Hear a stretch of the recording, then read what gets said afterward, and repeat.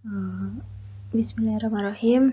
Assalamualaikum warahmatullahi wabarakatuh, teman-teman. Saya Alfia Nuraini, NPM 2003010022, akan menerangkan tentang teori humanistik. Apa sih teori humanistik itu? Teori humanistik merupakan suatu teori dalam pembelajaran yang mengedepankan bagaimana memanusiakan manusia, serta peserta didik dapat menggali kemampuannya sendiri dan mengembangkan potensinya untuk diterapkan dalam lingkungan. Ada 3 tokoh terkemuka dalam teori humanistik. Yang pertama ada Charlotte Buchler, yaitu 1893-1974, menerangkan tentang teori tahap perkembangan. Yang kedua ada Abraham Maslow, 1908-1970, menerangkan tentang teori hierarki kebutuhan. Yang ketiga ada Carl Rogers, 1902-1987, yaitu menerangkan tentang teori pertumbuhan personal. Yang pertama ada Charlotte Buchler.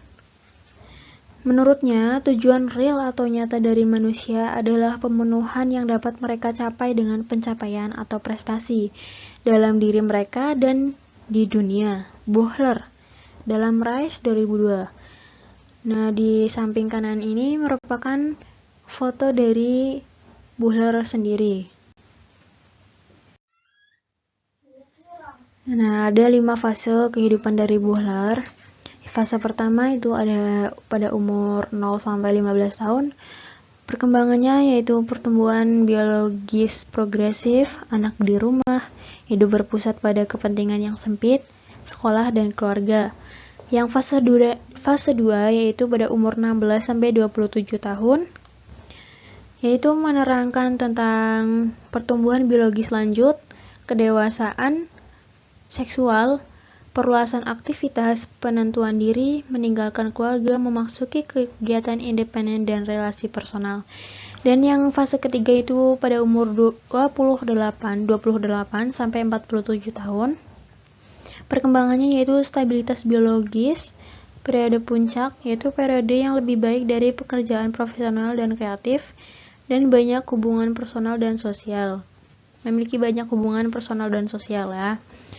Nah, untuk fase 4 ada 48-62 tahun, yaitu kehilangan fungsi produktifnya, penurunan kemampuan, penurunan dalam aktivitas, kehilangan profesional, keluarga, ekonomi, dan transisi ke fase ini ditandai oleh krisis psikologis dan periode introspeksi. Ada fase kelima yaitu fase terakhir pada umur 63 ke atas ya.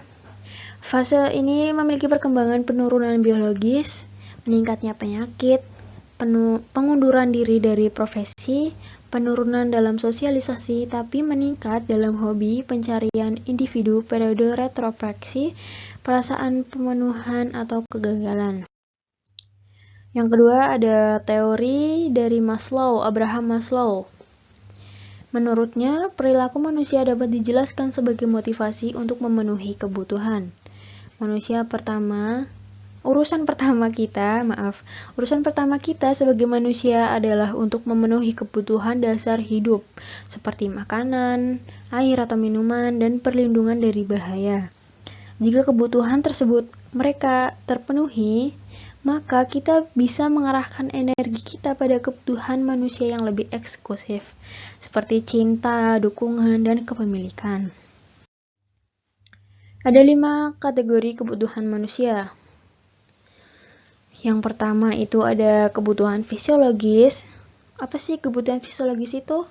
Yaitu kebutuhan untuk mempertahankan hidup secara fisik seperti sandang, pangan, dan papan.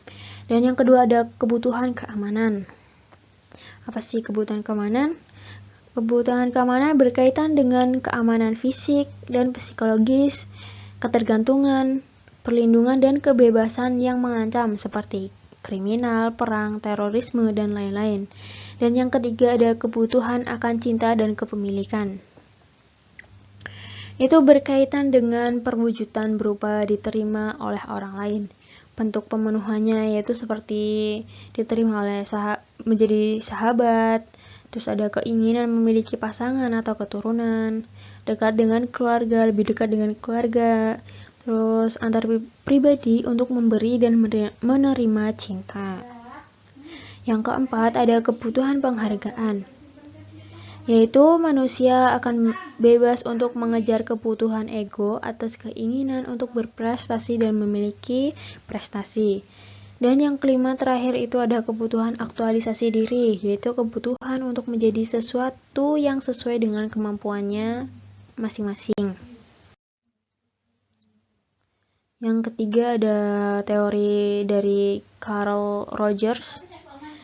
Ia mengemukakan yaitu jika orang diberi kebebasan dan dukungan emosional untuk tumbuh, mereka bisa berkembang menjadi manusia yang berfungsi secara penuh, tanpa kesamaan atau pengarahan, tetapi didorong dengan lingkungan yang menerima dan memahami situasi terapeutik atau terapi.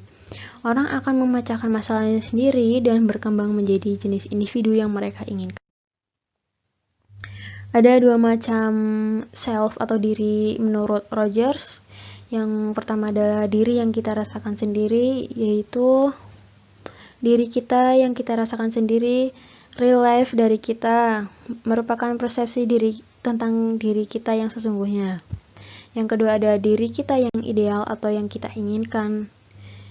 Ya, jadi bukan dari sesungguhnya yang ada dalam diri kita, tapi yang kita inginkan itu ingin menjadi seperti apa, itu ya begitu. Baik, terima kasih, itu yang dapat saya sampaikan. Wassalamualaikum warahmatullahi wabarakatuh.